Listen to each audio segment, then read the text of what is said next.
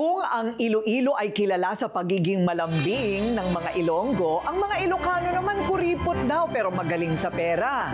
Ang mga Waray, naku matatapang. Ang mga Bicolano, ang gagaling daw kumanta. E paano naman sa binansagang the culinary capital ng Pilipinas? Bayan ng beautiful Cabalens like me at lugar na may malaking ambag sa ating kasaysayan, ito ang probinsya ng Pampanga. Full package ang experience at masayang road trip at busog sa food trip. Huwag nang magpaiwan, tara na! Muntanaking Pampanga! Muntatanake ni no ka rin pa ba? Sa lugar kung saan pagsulong ng magandang pagnenegosyo at turismo ang alok sa mga tao. Eto na, ang Pampanga. Pero bago pa mamayagpag ang Pampanga ngayon, pinadapa ito ng isang trahedya noon. Ika-15 ng Hunyo, 1991. Sa pagputok ng Mount Pinatubo, nasimot lahat ng mayroon sa probinsyang ito. Ang yaman, ganda, at kinabukasan pa ng mga taga rito. Simot lahat ng nagngalit ang kalikasan. Nasukat ang katatagan at pananampalataya ng mga kababayan nating Kabalen. Dahil likas na malikhain at matatag ang mga Kapampangan mula sa mga abong tumupok sa buong lalawigan, dito na umusbong ang disenyo Pinatubo.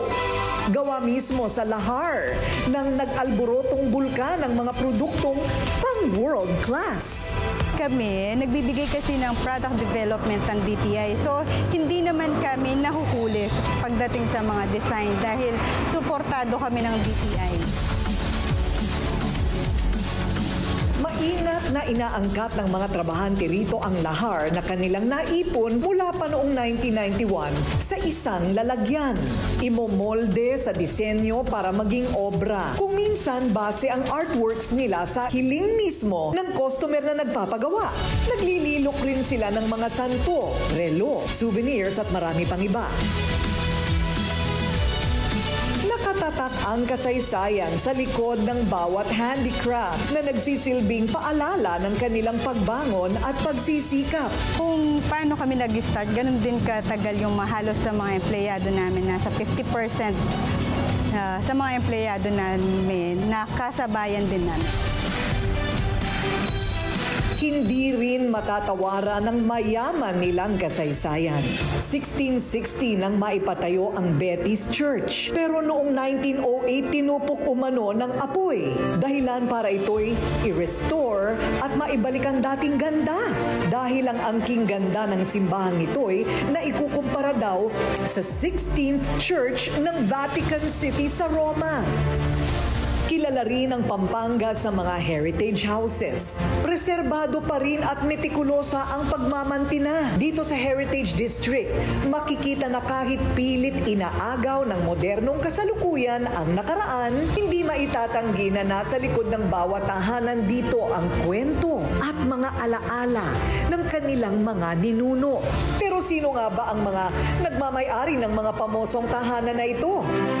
Pagka po sinabing heritage houses, malalaking mga bahay yan. So, yun talagang mga may kaya po sa buhay ang mga unang nakatira.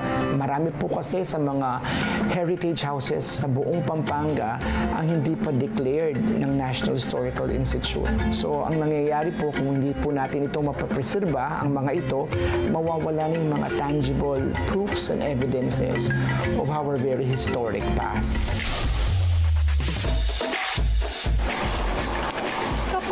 Kapampangan na ang pinag-uusapan. Siguradong iisa ang agad papasok sa inyong mga isipan. Ang masasarap na putahing kanilang niluluto. This dates back sa Spanish era, noong mga panahon ng Kastila na ang halos lahat o karamihan sa kanilang kinukuhang mga main cooks or chefs ng mga ilustrado ng mga panahon na yon ay mga Kapampangan. And that cascaded up to the present. So hanggang ngayon yung tradisyon ng mga Kapampangan sa pagluluto ay ramdam at nalalasahan pa rin natin hanggang ngayon. Nandito tayo ngayon sa Lola Ima kung saan dyan, ipapatikim ko sa inyo ang tunay na sarap ng pagkain Kapampangan. Tara, mangantana! Ang recipe ng sisig ay nagpasalin-salin na sa 3 henerasyon. Siyempre, nandyan din ang berenghe na paborito ng mga nakatatanda dito. Ang tamales ay all-time favorite din ng mga taga rito mula noon hanggang ngayon. Sa ating food adventure, hindi dapat palagpasin ang iba pa nilang ipinagmamalaking Kapampangan delicacy. Saan pa ba kundi sa isang merienda house dito sa San Fernando, Pampanga? Kitang-kita naman ang ebidensya, blockbuster pa rin ang pila dito sa sikat na sikat nilang cheese bread at Spanish bread. It's judgment time. Ipatikim natin sa madlang people. Sobrang sarap talaga ng tinapay ng LBS, kaya lagi akong bumabalik dito. Sobrang sarap po talaga. Manyaman na rin tinapay doon. O ang sarap, di ba? Pero hindi lang mga pagkain popular noon ang bumibida sa Pampanga dahil ngayon, isang sikat din na resto na naghahain ng makabagong panlasa na aming pinuntahan, ang Apag Marangle. Ang leche flan nila gawa sa gatas ng kalabaw pero hindi malansa. Ang empanada, sisig ang palaman o di mabongga, ang kamaron nila o mga pinuritong crickets, drizzled with chili and garlic. Combination ng old and new naman ang pina-experience sa amin ng John's Restaurant. Lumang venue pero bagong style and execution ng mga pagkain dito. Agawan ng noon at ngayon. At nag-aagawan na nga ang moderno sa luma. Tulad na lamang nitong paraan ng pagkain ng mga Kapampangan. Itong John Studio sa Guagua, Pampanga ay mukhang moderno sa labas lang ng kanilang tahanan mismo. Pero wag magkakamali, may mga bagay na tradisyonal na kailanman hindi maaaring baguhin sa lutong Kapampangan. Tikman natin. Mismong may-ari pang nagluto para sa amin. So John, mukha lang siyang moderno, pero sa totoo lang, sinauna ang mga recipe mo na Kapampangan. Oo. Okay? So ano ang sa favorite mo na sinaunang recipe na gawa ni John? Pinaka-paborito kong recipe ng Kapampangan, siyempre, burong kanin. Burong kanin. O hindi lahat nakakaalam ng burong kanin, ito yon. Ayan. O. Ano ang burong kanin? Sige nga, paki-explain. Yung burong kanin is gawa siya sa, of course, kanin na pinerment siya ng mga 3 to 4 days. 3 to 4 days talaga yan? Yes. O, 3 to 4 days. Tapos, iginisa siya sa bawang, sibuyas. Okay. Pero yung sa akin, mayroon siyang konting twist. So, mayroon siyang bamboo shoots. Ipinatikim din sa amin kanilang famous nilaga. Bawat higop ng sabaw, talagang mapapawaw.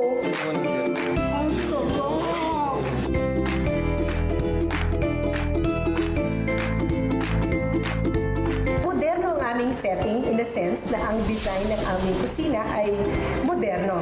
Pero may mga bagay na hindi mo pwedeng baguhin. Kailangan itong maging traditional.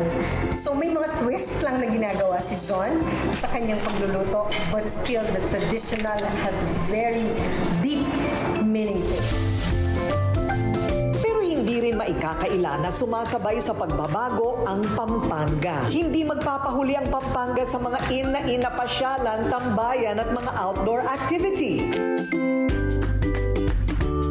Sa Wilson's Tree Bank, makikita ang the other side ng Pampanga. Ang mga mulberry tree kasi rito imported pa mula Chicago, USA. At akalain ninyong dahil likas na maparaan ang mga Kapampangan. Healthy ang mga punong ito. At pwede ka pang mag-mulberry picking sa halagang 50 pesos lang.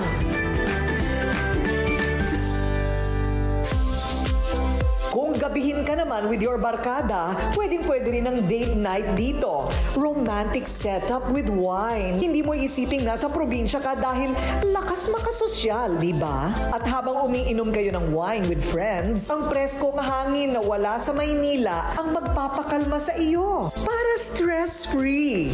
Hindi na mapipigilan ang progresibong bukas na nakaabang para sa mga kababayan nating Kapampangan. Dahil ang pag-unlad ng Pampanga ay nakatadhana na. Biyaya ng may kapal matapos ang kanilang matinding mga pagsulong. pagsubok. Kaya mula noon hanggang ngayon, basta Kapampangan, matibila na anuman.